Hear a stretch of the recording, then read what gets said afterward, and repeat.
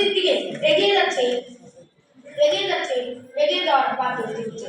তার একটি জ্বলন্ত উদাহরণ হচ্ছে বাংলাদেশের প্রধানমন্ত্রী এবং জাতীয় সংসদের স্পিকার ছাড়। বাংলাদেশের অর্থনীতির 76% আসে 76% আসে পোশাক থেকে। আর এই পোশাক তৈরির জন্য নারীরা অক্লান্ত পরিশ্রম করে। বর্তমানে মেয়েরা শিক্ষা ক্ষেত্র অভাবনীয় সাফল্য করে আছে। নারীদের মর্যাদা বাংলাদেশ সংবিধানে উঠে এসেছে। 19 অনুচ্ছেদে বলা হয়েছে জাতীয় জীবনের সর্বস্তরের মহিলাদের সুযোগ গ্রহণের ব্যবস্থা রাষ্ট্র নিশ্চিত করে। নারীর উন্নয়ন বলতে বোঝায় নারীর ক্ষমতায়ন, নারীর কর্মসংস্থান এবং কাজের যথাযথ মূল্যায়ন করা।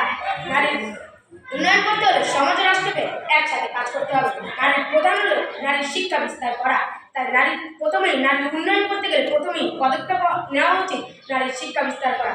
কোনো বেলায় একা হয়নি তো পুরুষের তরবারি প্রেরণা দিয়েছে লক্ষ্মী দিয়েছে বিজয় লক্ষ্মী নারী।